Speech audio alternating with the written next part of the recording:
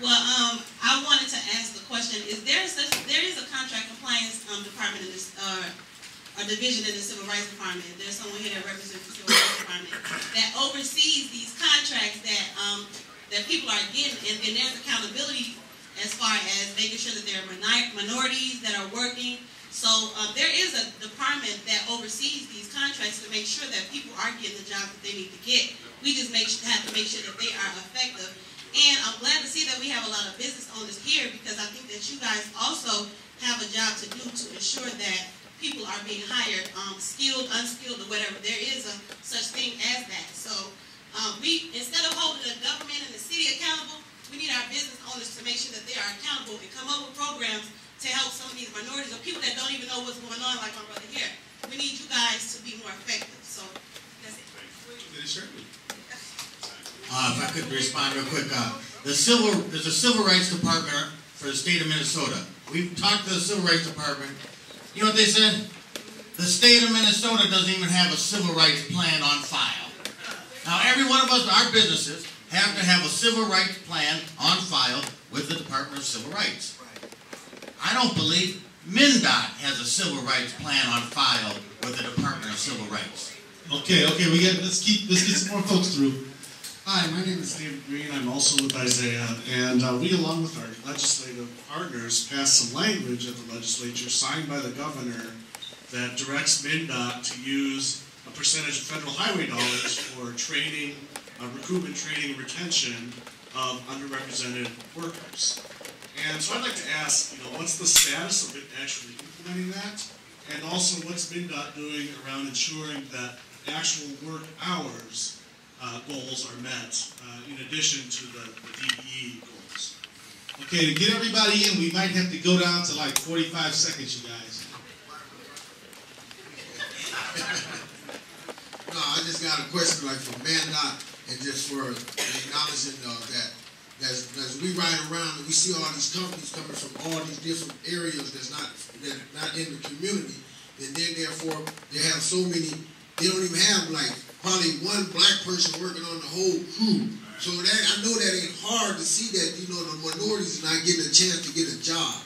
So that's not even hard, you know what I'm saying? And then therefore, for the panel of people that therefore goes into the offices and talks on the money for the community, they can't send in them Uncle Toms. They got to send in somebody who want to fight for the black community, or fight for the Hispanics, or fight for the white people, the women. And then that's the way it is. You can talk till you blue in the face, because if you ain't getting no results, what you say you keep talking for?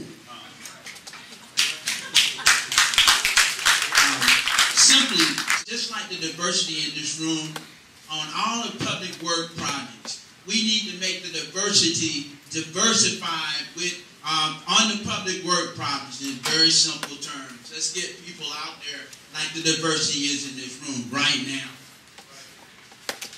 Yes, I'm with Tri Construction. We also are a union contractor based out of North Minneapolis, and we currently hold a position at the stadium also. But I was wondering if you guys are exploring some of the things that are working, such as what NPHA is doing, such as what MA Mortgage is doing. It's not hard to reinvent the wheel. These are successful things that have changed our lives as a company and put us on the map where we need to be. And all you have to do is open your eyes a little bit and see what's in front of you. Those are easy fixes. Just talk to those, network with those people that are having success, and you can see the difference. Just those little minimal steps right there. Thank you very much. Hi. I'm just wondering if the person who really is in charge of making sure that these things happen would be the governor. Now, I understand he's not running again, and we need a governor in that's going to make sure that there's parity in the state. And Mark Dayton would be that one. So it's time to get ready to get the new governor in, and somebody that cares about this community. Somebody needs to call Mark. That's a point for that. Mine is okay, everybody, hang on now. Okay, mine is the answer Reverend McAfee said we're not mad. I think it's because the process is not transparent, and what Thor Construction said that he had 7 people in the room then if those 7 people would come out and make sure that the community knows and get the information out, then we don't have to have that many people in the room. And one of the biggest violators of contract compliance is right here in our city of Minneapolis. That's not a plug, that's for real. It's millions of dollars, and everybody up there know a construction contract can go to people in the city of Minneapolis, but they're not doing it. So we need to get those answered before we get, let's fight back against that too, as we're trying to tell MnDOT to do the right thing. All right, Roosevelt, can you come here real quick? Everybody's keeping within the time. I'm very grateful for that. Yeah, my name is Roosevelt Gaines. I'm a trade specialist in Minneapolis Urban League. I just kind of want to echo what I've been hearing here is that, you know, there are a lot of contracts being awarded out there. And in my travels during the day, course of the day, you know, I see a lot of projects going on out there, but I don't see any people of color. It's almost like they're invisible. You know, last week I saw about half a dozen Hennepin County projects. You know, and out of that dozen, I saw one person of color, maybe one female. MnDOT, you're awarding contracts to contractors, but are those contractors meeting their goals and hiring minorities? I mean, I know some contractors that are out there that are getting awarded contracts that just aren't meeting those, and you continue to give them contracts. Right, Keith, if I may, our convention is in session. Yeah, dive right in, Rev. Rev is going to exercise some prerogative here. Let me thank you again for this meeting. And to my brother who talked about the ordinary man, my prayer is that one of my roles is to speak as an ordinary man, to give voice to those who cannot always speak for themselves. And I say to you again, I'm asking again our elected officials, hear me. I'm president of the Minnesota State Baptist Convention. That's 42 churches. We represent quite a few people.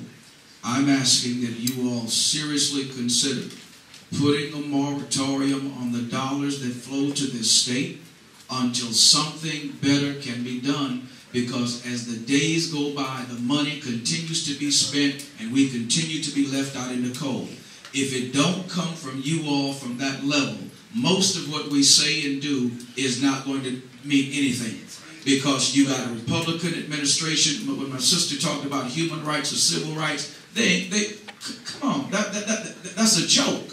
They ain't gonna do nothing, not a dad blame thing. So again, let me say this, thank you, 6 o'clock, 2519 New Salem on Wednesday, because Lord willing, come Thursday, something in this city gonna stop.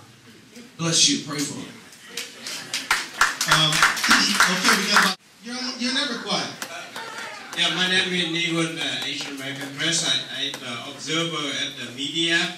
I see the Minnesota High make a beautiful trip to the headquarters of the Department of Transportation, and they gave a good message. But after that, I follow up with Mr. Keith and say nothing answer from that trip.